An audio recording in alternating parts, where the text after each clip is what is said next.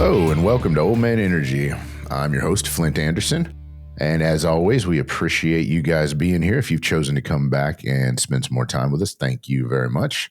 I appreciate that very much because mostly you just listen to me rant and rave or talk or teach or whatever it is I happen to feel like talking about that day. If you're here for the first time, well, I hope you get some value out of it and find a reason to go look at some of our other posts and some of our other episodes. I am very grateful that each of you are following me here and on all the different social media platforms. So if you haven't liked and subscribed here already and hit that notification bell, then definitely do that. We offer bonus content in addition to the podcast. And we post different content daily on social media between quotes or short clips or even some of the silly stuff that I do at home. So wherever you follow us, whatever your favorite platform is, go look up the Old Man Energy or myself, Flint Anderson, and give us a follow. We appreciate it. I really need to standardize that. I don't know. All right. Today is a big topic for me, and I want to touch base on it, and I want to do it justice. So I want to talk about fear. And I've talked about anxiety in the past, but I haven't really talked about fear too much. But fear is something that we all deal with every day. Some of us more than others, and fear does lead to anxiety, and those two are connected. Understand, I'm not a medical doctor. I'm not a psychiatrist, psychologist, or any of that stuff. I'm just a guy who's lived and attempted to live several lifetimes and screwed a lot of shit up and lived much of my life in fear. And a lot of my worst mistakes have come because of fear or because of my unwillingness to face it. And it's created a lot of issues in my life. And I really believe that me sharing my story and my observations on this particular topic, well, maybe they'll help some people out there because there's way too much fear in this world. And there's so many anecdotes and different ways of people trying to deal with it or trying to make light of it or, oh, it's not a big deal or this or that. Well, I'll tell you what, when you're in the middle of being gripped by fear, there's nothing worse than that feeling. You can't focus on anything. You can't see anything except for what you're afraid of right then. And there's some people that are naturally aggressive and they'll attack whatever they're afraid of. But it's all that not inconsequential, that the word's escaping me right now, but it's all of that intangible stuff that you can't see. If you're afraid of that, that's where it gets in your mind and it steals your goals and it steals your dreams and it'll steal your life. And I don't mean, and granted, there are some tragic loss of life because of fear, but I'm talking about it paralyzes you and doesn't allow you to do anything. Get so focused on what you're afraid of that you forget to look at the reasons not to be afraid of it. I don't know. One of my biggest fears over the years has been inconveniencing people or upsetting people. I hated to see that. And I think that might have stemmed from childhood. I mastered the ability to disappear very young. Now, whether that was out of fear, whether it was out of loss, I don't know. I don't know. I'm too old to be allowing that to control me anymore, but it is a part of my story. And hopefully me sharing it will resonate with some of you guys out there, especially some of you younger guys that are still dealing with some of that trauma from when you were younger. You don't have to put up with it moving forward. You can deal with it. It never goes away. It's always there, but you can deal with it. Being afraid of things is not a pleasant area to be. Being afraid of things is just, it's miserable. It increases your heart rate. You can't do anything. You withdraw. Sometimes you become an ass. Sometimes you lash out at people that you're close to. It's just because you want to make whatever it is going on inside of your head stop. Here's the wonderful thing. Fear does not necessarily have to be a bad thing, but it does only exist inside your head. So that's not dismissing it. And too many people say, oh, well, just stop being afraid. You know what? You can't stop being afraid when you're scared. You have to deal with it. It's something on your plate. You got to deal with it. Sometimes you got to deal with it momentarily. Sometimes you got to deal with it long term. But no matter what, it is in your head. But it's also a response that's designed to keep you alive. If you're walking into a bad situation and your gut is making you scared and telling you this is a bad situation, you probably want to listen. It's going to keep you alive. That type of fear is not unhealthy. It's the same reason we don't step into the lion cage at the zoo or we don't go wrestle an alligator. You know what? We know that we're probably not going to come out of that successfully. So those types of fear are not what we're talking about. What I'm talking about is the fear that makes you too scared to make that call. It makes you too scared to start that business. It makes you too scared to ask for that raise. You are too scared to have uncomfortable conversations with other people. And here's the bitter truth and the harsh reality of this is there really is no problem with that. Somebody else will get that reward that you're too scared to go after. It's okay. But understand that's what's going to happen. I hate to be that guy, but I mean, it's the truth. I've watched other people over the years take my work, my ideas, and be more successful implementing exactly what I taught them to do because I was too scared to do it myself. I had the skill, had the knowledge, knew that my ideas would work, and watched other people become massively successful because of it. And that's a terrible feeling, folks, but it's the truth. If you are too scared to do something, you are too scared to go after that opportunity, you are too scared to ask that question or have that uncomfortable conversation, somebody will do it and somebody will get the reward and you'll have to watch it happen. It's one of the most masochistic things on the planet and it's terrible. So I have some notes here on this one because there's a lot of stuff I don't want to mess up. So you're going to forgive me because some of this is reading, but most of it I'm just speaking from the heart. So fear initially creates a freeze response in us. Boom, we don't move. Most people freeze up whenever they're afraid. Your vision gets hyper focused when you're afraid. Now, this can be your vision in front of you. It's like, okay, I'm going to focus on the only thing that's a threat right now because I'm afraid of it. Or you can get so scared of one particular position that you're in or something that's happening in your business life or in your personal life that you'll lose sight of any piece of your goals except for that. This happens a lot in contracting. I'm going to use that specifically. I'm sure it happens in other industries too, but I can't speak to other industries because I'm not in them. We believe that the way it is now is the way it's always going to be. So when there's not a lot of work, when things slow down, we start to become fearful that this is the way it's always going to be. The same is true whenever we're really busy too. We believe that, oh, well, I don't really need to save because it's always going to be like this. So that's just human nature, I believe. But whenever you're down in the middle of not having much volume or not having enough volume, oh man, do I need to go get another job? It's always going to be like this. It's just not working. And a lot of people quit because of that paralysis, because they're not looking at the big picture, at the overall, okay, well, what do I need to do to alleviate this situation? They're just looking at that. I was guilty of this years ago. We were in a down spiral in one of my businesses in the past. And it wasn't, looking back on it now, it wasn't terrible. And it only lasted about 2 or 3 months. But I thought the solution was to go and take a job. Okay, I'm done being an entrepreneur. I'm going to go take a job. I took a job, something I knew I was good at, and I was there about 90 days and was successful at it and was fucking miserable. I hated it every minute. I was like, this is not the right answer. My grandmother was still alive at the time. I can remember this day vividly. I was working. Business was still struggling and failing. Or at least I thought it was failing at the time. It was not. We were just struggling with it. I'd gone to work that morning, come back. I had to go to the bank. I don't remember what I was doing at the bank. I had to go to the bank and do something. But I came back out of the bank, found out while I was there that my grandmother was sick. Now, mind you, I'm miserable as shit because I know this is not the right thing. My gut's screaming at me at this point. Des, bless her heart's going along with it. And she's watched me walk off that cliff more than once. But I walked out of the bank. I just found out that my grandmother was sick. I had a job now, so I couldn't go visit her. Looked down underneath my car was a giant puddle of coolant running out into the parking lot. And it just, like the world came crushing down on my shoulders because I made that choice out of fear. It didn't solve anything. It made matters worse. And now I'm really scared because, oh my God, now I can't get back to work. My car's broke down. Grandma's sick.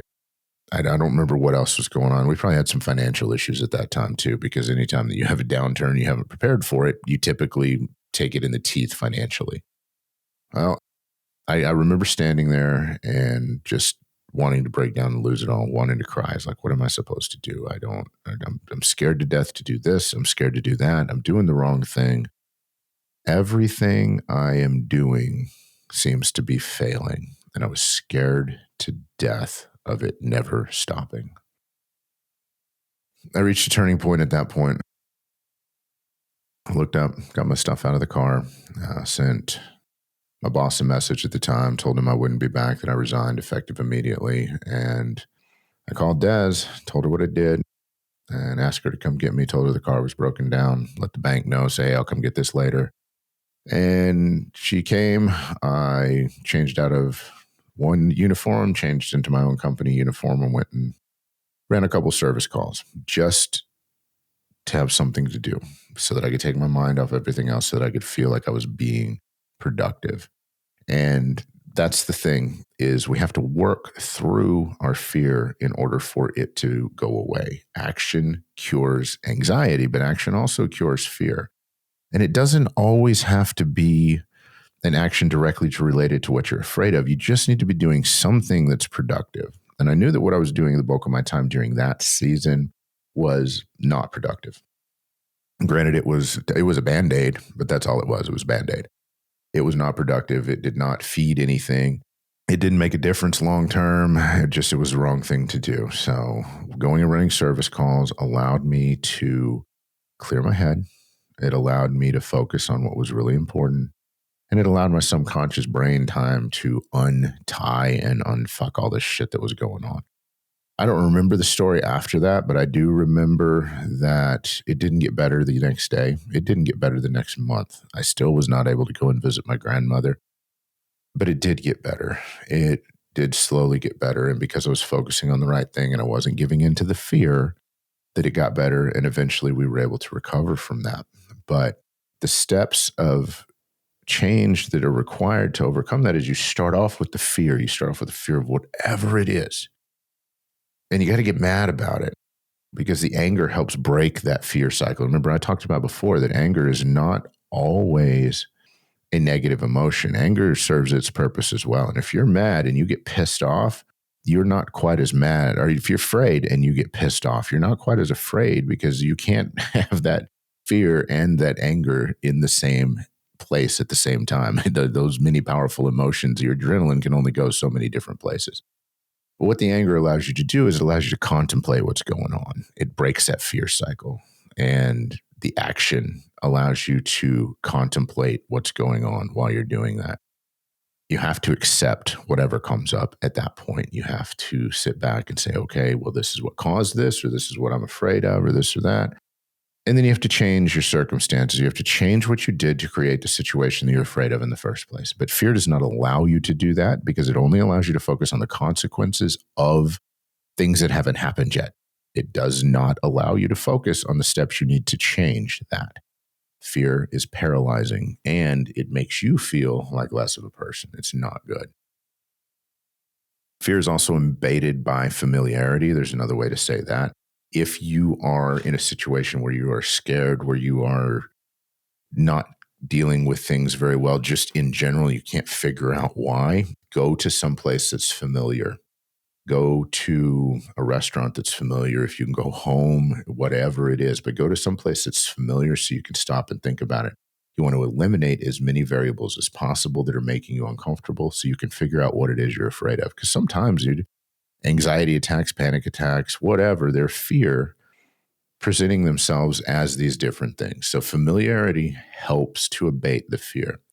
Also, having a plan, a written plan, helps to abate fear, especially when it comes to business, because business is the number one thing. I mean, that's we're messing with our lives. We're messing with our families' lives. And a lot of times in business, other people pay the price for decisions you make, good and bad. And I don't understand the ability to make that choice. But you know what? There are people out there. Des is one of them. She's paid the price many, many times for my bad decisions over the years. She's reaped the rewards of good ones, but she's paid the price without having anything to do with it. And I admire her for that. But a plan will, one, help abate bad decisions, but it also will help abate fear, because it gives you something to do, something positive that you can act on. Okay, using the contracting example. Work is slow right now. I had this exact discussion with one of my guys yesterday who's been pretty slow and it just was having trouble breaking that cycle. It's like, write your plan down. What's your plan? Okay, well, you need to do 50 calls. After you do 50 calls, then you need to do 50 more. Then you need to send emails and follow up with them, but you need to build that pipeline. That's not going to solve the problem today, but by tomorrow or the next day, you will have done enough volume where you can start moving forward and you can start seeing a way out. So you take that fear and you work your plan. Even if you can't see the end of the plan because your fear has your vision truncated, you still work your plan and eventually you're able to see the difference. And as things start popping and ticking, then things start popping and ticking more, and then they start moving in the right direction. All of a sudden, you're not afraid anymore. You don't even realize it.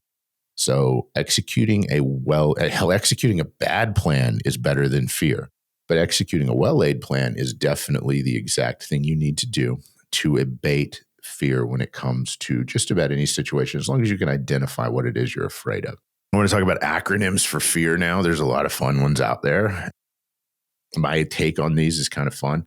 I don't want to make lighthearted of fear at all, because it is a paralyzing thing. But once we have taken that monster and taken it out from the dark shadows and put it on the table in front of us and in the bright lights and analyzed it and looked at it, and all of a sudden it shrinks and shrinks and shrinks. So pretty soon you're not really looking at anything anymore. Or if you are, you're looking at something that's very small and easy to get rid of. It's not this giant monster demon that's eating you from the inside like you think it is. So some of the acronyms for fear: false evidence appearing real. We've all heard that one. FEAR, false evidence appearing real. Face everything and rise. This is from the motivational community. It's not bad. It's not bad. False evidence appearing real. Well, you know what? Some of the shit I've been afraid of has been very real. So that's not always accurate either. Face everything and rise. Hey, okay, I'm going to take care of this. Well, that's really good advice unless you're facing a steamroller. Just saying. Love this one. Fuck everything and run. That's my favorite. But I look at that not quite the way most people, I think, would look at that. These are ways that we can, no matter which one resonates with you, even though I'm poking fun at some of the others, you know what? If it helps you get a handle on that fear and on that control that the fear has over you, then use whatever it is. It doesn't matter. In the theater, they tell you to imagine the audience in their underwear. I mean, just because it break that stage fright or whatever, because it's all mental, and these are mental tricks that you can use to do it. Now, one thing with fear that we don't realize is fear is our body's response and stress to things that haven't happened yet, and quite often won't happen in the way that we are afraid of. When we're afraid of something, we're paying the price for shit that hasn't happened. And our minds are such good storytellers that they will come up with the absolute most ridiculous worst case scenario imaginable and feed us that. But they'll feed it to us slowly and trickle, and just so that it keeps us on edge. And I don't know why our brain does that, but our brain does do that. The same thing works with excitement, but we don't mind excitement so much because we like the build up and to look forward to it. We don't like the fear and the waiting for the other hammer to fall, which, unless we pull it down on ourselves, it very rarely falls. Or when it does, it comes and then it's not as bad to deal with. One thing that I use to help with this situation when that fear just got me in its biggest grip and it's of a particular situation is I look at it and then I'd stop and think, and I'm like, listen, what is the absolute worst thing that can happen? What's the worst outcome possible from this situation? We could die. Well, that's always the worst outcome possible, but that's usually not the worst outcome that comes to your head. It's just whatever the worst outcome happens to be. And then I prepare for that. I said, okay, am I ready to accept that? Can I handle the consequences for that? I know they're going to be uncomfortable, but can I handle it? Well, yeah. Okay. What would I do in this situation? I would do A, B, C, and D. Okay. So I got a plan to handle the worst case scenario. You do that, the fear starts to dissipate because you now have acknowledged that it's there. You've looked at the worst possible outcome and acknowledged, one, you can handle it, and two, here's what you're going to do. Even if it's a ridiculous plan, you come up with a ridiculous plan for a ridiculous fear and for a ridiculous thought, and they go away. Sometimes they're going to fall somewhere between the ridiculous and the probable, and most likely what happens is very rarely even that. One great example of this is we'll see a post, or we'll see a note, or we'll get a text message, and we will apply our own inflection on that message or on that post. We'll think it's about us, blow this whole thing out of the water. This doesn't only apply to fear. This just applies to all in misinterpretation in general, but I'm using it in the fear context right now. Blow all of that out of the water And turns out it wasn't even about us in the first place. It was about something so nonsensical and sophomoric that we just had this massive emotional traumatic experience over nothing. So guard your mind with what you put in it, because it will take that and run to the least common denominator, which is often the most ridiculous, stupid scenario imaginable. Fear is also a response to starting things that are new or uncomfortable, doing uncomfortable things. If you watched, I think it's titled New Year's Resolutions and Dicks at the Gym, I talk about this extensively in relation to the gym and starting to go back and work out, and how intimidating that is, and how much our mind just wraps around ourselves and just tries to prevent us from doing that. So it's okay to be scared to start new things. It's okay to be scared to do uncomfortable things. Do them anyway. I know if I'm walking into a situation, I do this especially in crowds or in events that I'm not familiar with. And Des hates that. She hates being out of control. She hates not knowing what's going on. But there's times when you just don't. You don't know what the proper protocol is. You don't know what's going on. You don't know how you're expected to act in any given situation or what. My solution to this has always been, and I don't know if it's always been, but as long as I can remember it's been, is I walk in, look around. If the opportunity presents itself, like we're having to introduce ourselves, I'll take that opportunity to say, I'm new. I have no idea what's going on. Would really appreciate somebody to give me some pointers. My fear's gone, breaks the ice, and almost always somebody will come over and explain to you what you need to do or how or when or why or what. And everybody gets a good chuckle. So it adds to the fact that people remember you, because folks admire people that are willing to face their fears in that manner. If it doesn't present itself to say that publicly, then I will just ask somebody, the first person that engages in conversation. In worst case scenario, there'll be somebody serving food, or there will be somebody serving drinks, and you can go and ask them and say, okay, who do I ask on how I'm new to this? What's the best thing for me to do? They'll either tell you, or if they don't know, they'll point you at the host or whoever can help you. So that is a very good way, in my opinion, because it's one I use all the time, to manage an unknown situation. Is just admit your ignorance and play it up until you're not ignorant anymore. That, and understand, ignorant and stupid are two different things. If somebody's acting stupid, it means they have the choice to be smart, and they're not. Ignorance just means complete lack of knowledge. So that's our how I handle the response to uncomfortable things and to new things. You have to get your fear under control, no matter where it comes from, no matter what the source.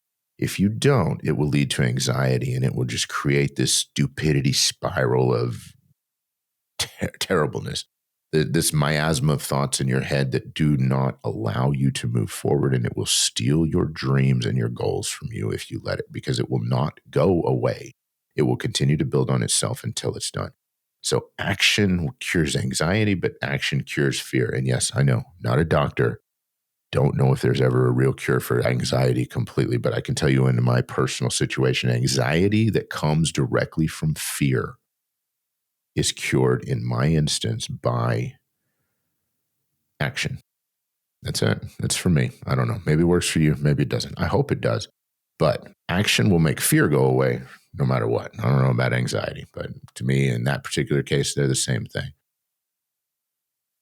In this particular case, fear is almost always false evidence appearing real. That's where that comes from. Not that particular case. In all that list that I just gave you guys, that's almost always false evidence appearing real. You're going to be rejected. You're going to look stupid. And most people, the number one fear is public speaking, because the number one fear is looking stupid in front of your peers. People are terrified of that. I don't know why, but they're terrified of that.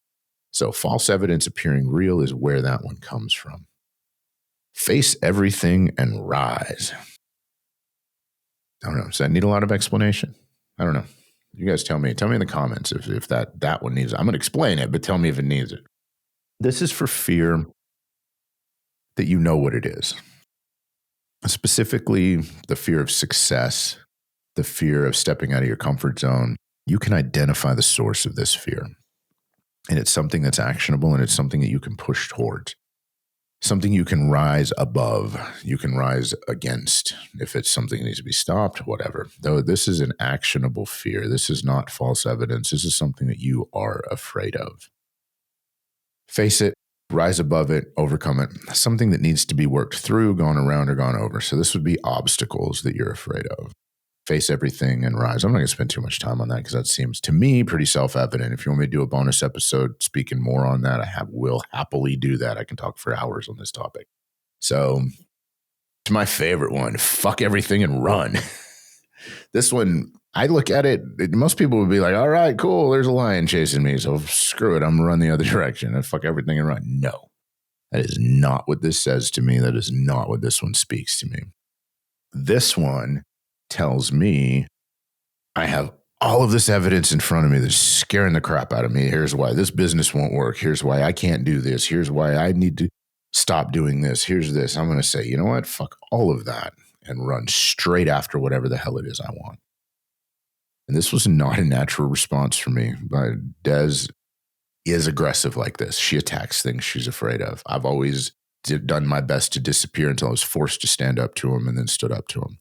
Well, adopting this philosophy is running towards what I'm afraid of. Just, fuck it. If I die, cool. Then I'm going to do it, pursuing my goals and pursuing my dreams. Fuck everything and run. That is ostensibly a fight or flight. I know what it's supposed to mean. Hey, get the hell out of here. That's not what it means to me. And that's not the way I look at it. Whenever I hear that, I'm looking for something to attack. I'm looking for something to go after. That's how I've programmed my brain to respond to just about everything. And this statement applies to all of it. Either get out of the situation if you can't control it, or destroy whatever's in your way and whatever's obstacle is in your way and whatever stands between you and what you want, because that's what you're afraid of and it's time to get rid of it. And what happens is the faster you run and the more aggressive you are, those things start to evaporate like nobody's business. They just go away. Now, sometimes you got to deal with some of this stuff, but you're not afraid of it when you're dealing with it. The fear is gone. You don't have time for it if you're actually running towards what you want, and you have decided that. So if you want to be all in on a goal or on a dream, you're going to face some fear, and you're going to face it before you ever do anything. I wrote my goals for 2024. Been working on them for the last month. I've been putting them off, putting them in paper, because as Jordan Peterson says, whenever you define the terms for victory, whenever you write down what your goals actually are and when you're going to hit them, when you assign them a date, you also have dictated your terms of failure. And nobody wants to fail. So yeah, my goals are pretty intimidating to me this year. They are going to require some change, and I'm a little scared of them. That's okay. This is me being truly all in and facing those fears. It's why I'm doing this podcast. I'm doing this as much for you guys as I am for myself. It's just like every other one of these things. I'm sitting here talking to myself, and I'm hoping you guys get something from it. So that being said, everything that you want in life lies in the hands of people you haven't met yet. Think about that for a minute. Everything you have now came from either somebody that you met, somebody you know, or it's inside your circle. But if you want something different, this lies in the hands of somebody else. This lies in a partnership with somebody else. This lies in working with somebody else. This lies in knowledge that somebody else has. Everything that you want lies in the hands of people you haven't met yet. And in order to get the things that you want, you're going to have to do some things that you don't want to do, and do some things that you haven't ever done. Every single piece of these two statements has fear wrapped all around it. Fear of meeting new people, fear of being rejected, fear of looking foolish, fear of doing things that we don't know how to do, fear of doing things we haven't done already. This entire podcast is summed up in these two statements and is directly related to applying change in your life. Set your goals huge. Set them so big that they scare the shit out of you, and then apply the principles that I just talked about in dealing with fear and start annihilating them. Decide today what you need to do tomorrow to make your dreams come true and to make your goals happen. And then look at them, what you're afraid of, the pieces that you're scared of, then start it. Fuck everything and run towards that. Start dealing with what you're afraid of first. The easy stuff will come. And all of those excuses in the back of your head is just fear talking to you. Listen, guys, I love you. I know this has been a pretty heavy podcast, but I needed this just as much as I'm hoping some of you guys also need this. If this hit home for you, give us give us a message in the comment section. Send us a direct email at theoldmanenergy@gmail.com. Let us know you're out there and listening, and share some of your stories about where overcoming fear has made a difference in your life or a difference in those lives around you. I know I'm going to need that positive reinforcement moving forward. I'm doing it anyway, but it sure will make it a lot easier to know that I'm not running alone on this journey. I love you guys. Peace.